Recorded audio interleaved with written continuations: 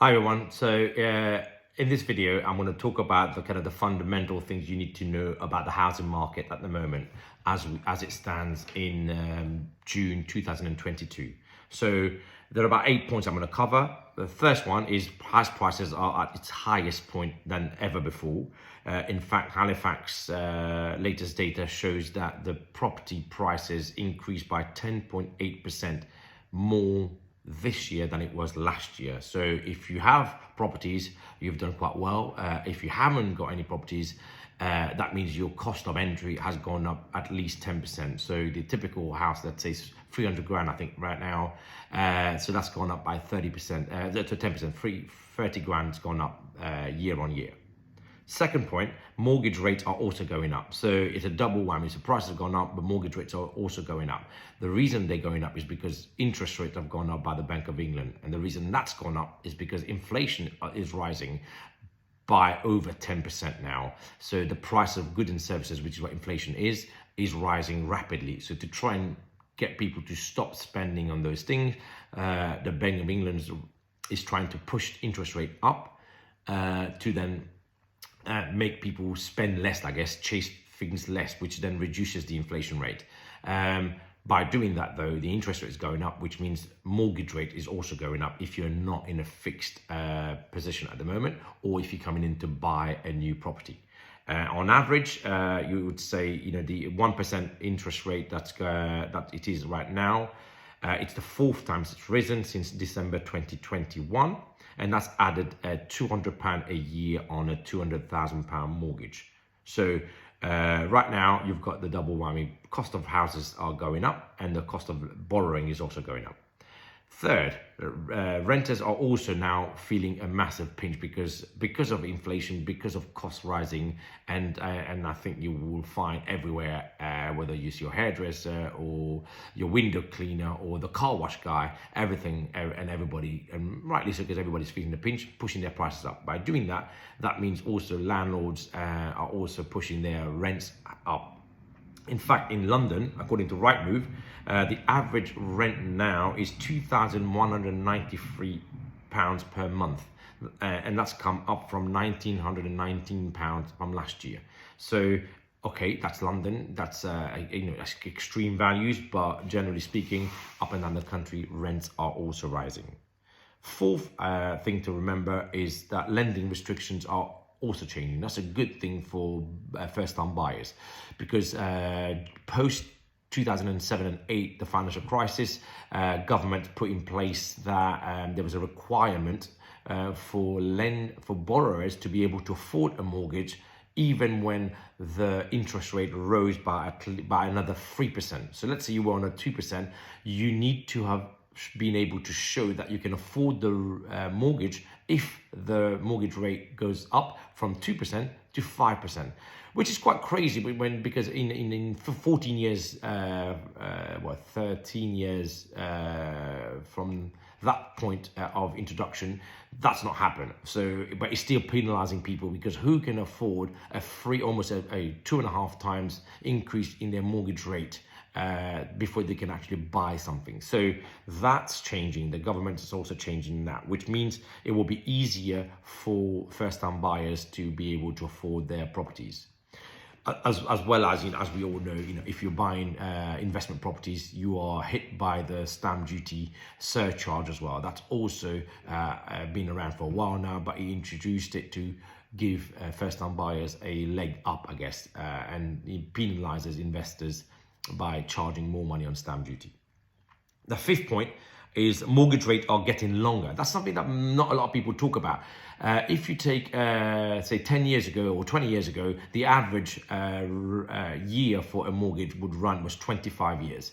That is now changing, and in fact, you can find mortgage rates, mortgage terms from around 40 to 45 years now, which is good and bad. Good because if you borrow over a 25-year period, your monthly is going to be higher than if you borrow over a 45-year period. That's just pure maths, and it's simple. It's almost half of what you would pay per month over a 45-year period. The problem with that is obviously you're paying now interest over double the amount of time almost that you would have done before. So quite frankly, if you're starting up at 20, 21, you buy a house and you've got a 45-year mortgage, Jesus, you know, you're going to be 66 before that mortgage is paid off. You are probably the next generation's government. If they're going to take those 40-year, 45-year mortgages, they are never really going to pay that off. They are always going to be, you know, owing money, and that's a risk because as interest rates go up, unless you can fix for long periods of time, like 10-year periods or 15-year periods, I think Germany does that quite a bit. You are at risk of fluctuation in interest rates over a longer period of time. 6. There are some new mortgage products that are coming on market at the moment, so you can actually look around because, you know, the mortgage markets are opened up widely. There's loads of players in it, and you can find some decent deals, even though the Bank of England has increased the base rate. There's some changes. 7, there's some changes around leasehold ownership. I've spoken about these in other videos, but the leasehold reform happened this year, which means that if you're buying a flat now, right now, a brand new one, you will not have to face a ground rent and rising ground rent every 25 years as it is typically. So if you buy a flat right now, generally speaking, you will get a 999-year lease. So it's the idea of marriage value, which happens when your lease drops from 125 years to below 80 years. There's something that you have to pay the freeholder to renew the lease.